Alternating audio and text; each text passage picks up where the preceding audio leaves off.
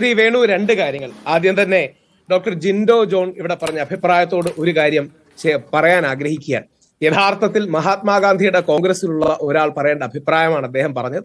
അദ്ദേഹത്തിന്റെ അഭിപ്രായത്തെ ഒരു സാധാരണക്കാരൻ നിലയിൽ, മലയാളി എന്ന രീതിയിൽ അദ്ദേഹം കാണിച്ച വസ്തുനിഷ്ഠതയും നിഷ്പക്ഷതയും ആ അവസരം മുതലാക്കി എതിർ പാർട്ടിക്കാരെ ആക്രമിക്കാൻ ഉപയോഗിക്കാത്ത അദ്ദേഹത്തിന്റെ മനസ്സ് വളരെ നല്ല മനസ്സാണ്. ആ മനസ്സിന് സാഷ്ടാംഗം അദ്ദേഹത്തിന് ഒരു പ്രണാമം അർപ്പിക്കുന്നു. അത്തരം നന്മയുള്ള രാഷ്ട്രീയം നമ്മുടെ നാട്ടിൽ തീർച്ചയായും വളർന്നു വരണം. രണ്ടാമത്തെ പോയിന്റ്, എന്തുകൊണ്ടാണ് അത് പറയുന്നതെന്ന് പറഞ്ഞാൽ 34 വർഷം മുമ്പ് സന്ദേശത്തിൽ നിന്ന് നമ്മൾ ഒരു ഇഞ്ച് മുമ്പോട്ട് പോയിട്ടില്ല. സന്ദേശത്തിലെ ഏറ്റവും നല്ല ഡയലോഗുകളിലൊന്ന്, മരിച്ച് ഒരാൾ കിടക്കുമ്പോൾ അവിടെ മാമുക്കോയെയും INSPയും മറ്റേ എതിർ പാർട്ടിക്കാരും തമ്മിൽ തർക്കം ഉണ്ടാവും. ആ മരിച്ചു കിടക്കുന്ന ശവശരീരം ഞങ്ങളുടെയാണ് എന്ന് പറഞ്ഞാണ് അവർ തർക്കിക്കുന്നത്. അപ്പോൾ അവിടെ ഏതോ പേരറിയാത്ത അവിടുത്തെ ഏതോ സൈഡ് റോളിൽ നിൽക്കുന്ന ജൂനിയറായ പോലീസുകാരൻ പറയും ഈ ശവശരീരം മരിച്ച ആളുടെയാണ്. ഒരുപാട് ദാർശനിക ആഴമുള്ളൊരു സ്റ്റേറ്റ്മെന്റ് ആണ്. അതായത് ആ മരിക്കുമ്പോഴെങ്കിലും നമ്മൾ അതിൽ രാഷ്ട്രീയം കലർത്തരുത് എന്നുള്ള മഹത്തരമായ സന്ദേശമാണ് നൽകുന്നത്. ഇവിടെ ശ്രീ അനിലിന് പ്രണാമം അർപ്പിക്കുന്നു. അദ്ദേഹത്തെ നഷ്ടപ്പെട്ട അദ്ദേഹത്തിന്റെ കുടുംബാംഗങ്ങൾക്ക് പ്രണാമം അർപ്പിക്കുന്നു. അദ്ദേഹം പറഞ്ഞ ഒരു കാര്യം അദ്ദേഹത്തിന്റെ എഴുത്ത് വായിച്ചു നോക്കിയാൽ അദ്ദേഹം ആ മരണമൊഴിയിൽ, അല്ലെങ്കിൽ മരണമൊഴിയാൽ തന്നെ എടുക്കാം, ആത്മഹത്യാക്കുറിപ്പിൽ ആരെയും കുറ്റം പറയുന്നില്ല എന്നുള്ളത് ആ വ്യക്തിയുടെ വേദനയും വിഷമവും, ഇനി ആരെയും കുറ്റം പറഞ്ഞിട്ട് കാര്യമില്ല എന്നുള്ള തിരിച്ചറിവും, മരണത്തിലേക്ക് പോകുന്ന ഒരാൾ ജീവിതത്തെ നമ്മൾ കാണുന്നതിനപ്പുറമുള്ള തലത്തിൽ കാണുന്നു എന്നുള്ളതാണ്. അതോടൊപ്പം നമ്മളുടെ ആളുകൾ എന്ന് പറയുന്നത് ആരാണെന്ന് വ്യക്തത വേണം. അദ്ദേഹത്തോട് പരിചയമുള്ളവരാണോ, പാർട്ടി ബന്ധുക്കളാണോ, അദ്ദേഹത്തിന്റെ ഇമ്മീഡിയറ്റ് സർക്കിൾസ് ആണോ തുടങ്ങിയ ചോദ്യങ്ങൾ സ്വാഭാവികമായിട്ട് വരും.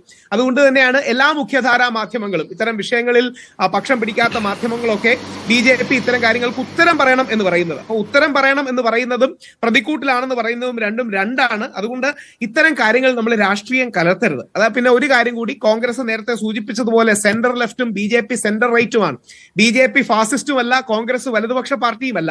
അപ്പോൾ നമ്മൾ ഇത്തരം കാര്യങ്ങളിൽ കുറെ കൂടെ പ്രിസിഷൻ ഉണ്ടെങ്കിൽ അത് വളരെ നല്ലതാണ്. ആത്മഹത്യ ഒന്നും ആർക്ക് രക്ഷിക്കാൻ കഴിയുമായിരുന്നു? അനിലിനെ അടക്കമുള്ളവരെ രക്ഷിക്കേണ്ടത് അതാത് പാർട്ടികളുടെ കൂടി ഉത്തരവാദിത്തമാണ്. നാളെ ഇത് കോൺഗ്രസും BJPയും CPMനും എല്ലാം ബാധകമാണ്. കാര്യം ഇവരെല്ലാം രാഷ്ട്രീയ പ്രവർത്തനവും സാമൂഹ്യ പ്രവർത്തനവും നടത്തുന്നതിന്റെ ഭാഗമായിട്ടാണ് ഇത്തരത്തിലുള്ള ആക്ടിവിറ്റീസിലേക്കും ഇത്തരത്തിലുള്ള കാര്യങ്ങളിലേക്കും വരുന്നത്. അപ്പോൾ ഇത്തരത്തിൽ എന്തെങ്കിലും പ്രശ്നം വന്നാൽ, ബുദ്ധിമുട്ടുകൾ വന്നാൽ, സാമ്പത്തിക പ്രാരാബ്ധം വന്നാൽ അദ്ദേഹത്തെ വീട്ടിൽ നിന്ന് എടുത്ത് 6 കോടി രൂപ കൊണ്ടുവരാൻ പറ്റൂലല്ലോ. അപ്പോൾ തീർച്ചയായിട്ടും അതാത് പാർട്ടികൾക്ക് അതിൻ്റെതായ ഒരു പ്രൊട്ടക്ഷൻ വേണം, ഇൻഷുറൻസ് പോലുള്ള സംഭവങ്ങൾ വേണം. ഈ രീതിയിൽ അതുമായിട്ട് മുമ്പോട്ട് പോകാൻ കഴിയണം. അപ്പൊ ഈ വിഷയത്തിൽ രാഹുൽ, ഇതിലിപ്പോ ഈ നമ്മൾ എന്നിവർ പറയുന്നതിനെ വ്യാഖ്യാനിക്കുകയാണ്, ഈ അനിൽ പറഞ്ഞതിനെ വ്യാഖ്യാനിക്കുകയാണ് ഈ വി മുരളീധരൻ. അതാണല്ലോ ഇപ്പോൾ BJPയുടെ ഏറ്റവും പ്രധാനപ്പെട്ട ക്യാപ്സൂൾ. പക്ഷെ അങ്ങനെയാണെങ്കിൽ ഇതിലെ തന്നെ ഈ ആത്മഹത്യാക്കുറിപ്പ് അവസാനിക്കുന്ന ഭാഗത്തെ 2 വാചകങ്ങൾ ഞാൻ വായിക്കാം. ഒരു പൊതുപ്രവർത്തകൻ എന്ന നിലയിൽ വല്ലാതെ മാനസികാഘാതം നേരിടുകയാണ്. പൊതുപ്രവർത്തകൻ എന്ന് പറയുമ്പോൾ ഏതുതരം പൊതുപ്രവർത്തകനായിരുന്നു? എല്ലാവരുടെയും പൊതുപ്രവർത്തകനായിരിക്കാം, പക്ഷേ അപ്പോഴും അദ്ദേഹം വഹിക്കുന്ന പദവി എന്താ? കൗൺസിലർ. അപ്പൊ BJP എന്ന നിലയിൽ കൗൺസിലർ ആയിക്കൊണ്ടാണ് പൊതുപ്രവർത്തനം നടത്തിക്കൊണ്ടിരിക്കുന്നത് ഔദ്യോഗികമായി. അദ്ദേഹം ആത്മഹത്യ ചെയ്തത് വീട്ടിലല്ല, അല്ലേ?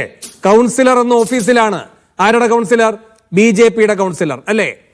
കൂടാതെ ഒരു കാര്യം കൂടി, ഇപ്പോൾ എന്നെ എല്ലാ പേരും ഒറ്റപ്പെടുത്തുകയാണ്. ശ്രീ അനിൽകുമാറിന്റെ പാർട്ടിയാണോ ഈ എല്ലാ പേരിലുമുള്ളത്? നമ്മളിൽ ശ്രീ അനിൽകുമാറിന്റെ പാർട്ടിയും ഉണ്ട് എന്ന് വി മുരളീധരൻ പറയുകയാണെങ്കിൽ ഈ എല്ലാ പേരിലും ശ്രീ അനിൽകുമാറിന്റെ പാർട്ടിയും ഉണ്ടാകണം. അങ്ങനെ ഒരർത്ഥം രാഹുലിന് വായിച്ചെടുക്കാൻ കഴിയുമോ? എല്ലാ പേരും ഒറ്റപ്പെടുത്തുന്നു എന്ന് പറയുമ്പോൾ CPMനെ ഉദ്ദേശിക്കുന്നുണ്ടോ? ഇല്ല, പൊളിറ്റിക്സിൽ അങ്ങോട്ടും ഇങ്ങോട്ടും ഡിഫൻസ് പറയാണ്. ഒരാൾ മരിച്ചു കിടക്കുമ്പോഴോ, ഒരാൾ ജീവൻ എടുക്കുമ്പോഴോ രാഹുൽ 56 കൊല്ലമാണ്. അതെ, അല്ല, ഇത് വളരെ വിഷമകരമായ ഒരു സന്ദർഭമാണ്. BJPയിലെ ചിലരെങ്കിലും വളരെ ആത്മാർത്ഥമായ ഒരു സ്വയം പരിശോധന നടത്തണം. അദ്ദേഹത്തിന് പിന്തുണ കൊടുക്കാത്തതിൽ അവർക്ക് കുറ്റബോധം ഉണ്ടാകണം. അവരത് തുറന്നു പറയുകയാണെങ്കിൽ നന്മ ഉണ്ടാവും. ഇത്തരം വിഷയങ്ങൾ അവിടെയാണ് നമ്മളൊരു നന്മയുടെ ബേസ് ചെയ്യണം. വാക്കുകളിലുണ്ട്. രാജീവ് ചന്ദ്രശേഖർ ഈ ഇട്ട പോസ്റ്റിൽ പറയുന്നുണ്ടല്ലോ, അദ്ദേഹം ഈ 2 ദിവസം മുൻപ് എന്നെ വന്ന് കണ്ടിരുന്നു, ചില കാര്യങ്ങൾ സംസാരിക്കുകയുണ്ടായി എന്ന്. അത് വെളിപ്പെടുത്താൻ രാജീവ് ചന്ദ്രശേഖർ തയ്യാറാകണം. ഇപ്പൊ എന്തോ അവിടുത്തെ വികസനവുമായി ബന്ധപ്പെട്ട വിഷയമാണ് സംസാരിച്ചത് എന്നാണ് പറയുന്നത്. അയാൾക്ക് ജീവിച്ച് മുന്നോട്ട് പോകാൻ കഴിയാത്ത സാഹചര്യം. ഇന്ന് VV രാജേഷ് മാധ്യമങ്ങളോട് പറഞ്ഞില്ലേ, കഴിഞ്ഞ 7-8 മാസമായി തിരുവനന്തപുരം കോർപ്പറേഷനിൽ BJPയുടെ പോർമുഖമായിരുന്നു അനിൽ. CPMനെ പ്രതിരോധത്തിലാക്കിയിരുന്ന ഒരു നാവായിരുന്നു അനിൽ. പക്ഷെ 7-8 മാസമായി ആ നാവിന് ചലിക്കാൻ കഴിഞ്ഞില്ല, പല സമ്മർദ്ദങ്ങൾ കാരണം. അത് CPM ഭീഷണിപ്പെടുത്തിയത് കൊണ്ടാണെന്നാണ് VV രാജേഷിന്റെ ഭാഷ്യം. അങ്ങനെയാണോ? CPM ആണോ ഇതിനൊക്കെ ഉത്തരവാദി? അത് അങ്ങോട്ടും ഇങ്ങോട്ടും രാഷ്ട്രീയം പറയുന്നതാണ്. പക്ഷേ രാഷ്ട്രീയ പ്രവർത്തകർ, പ്രത്യേകിച്ച് പൊതുപ്രവർത്തകർ നോക്കേണ്ട കാര്യം നിങ്ങളുടെ അടക്കമുള്ള ലൈഫ് നാട്ടുകാർക്ക് വേണ്ടിയാണ് സമയം ചെലവാക്കുന്നത്, പ്രത്യേകിച്ച് രാഷ്ട്രീയ പ്രവർത്തകർ. അപ്പോ അവർക്ക് ഏതെങ്കിലും ഒരു പ്രശ്നം വന്നാൽ പാർട്ടികളും ബാക്കിയുള്ളവരും കൂടെ നിൽക്കണം എന്നുള്ള ഒരു പാഠമാണ് ഇതിൽ നിന്നൊരു വലിയ പാഠം. രാഹുൽ, ഒരു കാര്യം കൂടി. രാഹുൽ, ഇപ്പോൾ രാഹുൽ ഈ ചർച്ചയിൽ പങ്കെടുക്കുന്നു. മറ്റ് 2 ചാനലുകൾ ഈ വിഷയം ചർച്ച ചെയ്യുമ്പോൾ ഒന്നിന് റെക്കോർഡ് ചെയ്യേണ്ടി പോലും വന്നിരിക്കുന്നു. കാരണം എന്താ, ആളെ കിട്ടാനില്ല. ഷാബു പ്രസാദാണ് ആ 2 ചർച്ചകളിലും ഈ പറയുന്ന വലതു നിരീക്ഷകൻ എന്ന പദവിയിൽ ഇരിക്കുന്നത്. BJP-ക്കാർ എവിടെ പോയി വിളിച്ചു? വി രാജേഷ് എന്ന് പ്രതികരിച്ചതല്ലേ, എന്തേ ചർച്ചയ്ക്ക് വരുന്നില്ല? അപ്പൊ ആർക്കാണ് വിളിക്കാനുള്ളത്?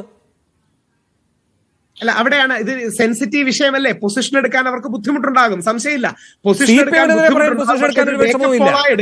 CPM-നെതിരെയാണല്ലോ വാദോരാതെ പറഞ്ഞുകൊണ്ടിരിക്കുന്നത്. ആ പൊസിഷൻ എടുക്കാൻ വിഷമമില്ല.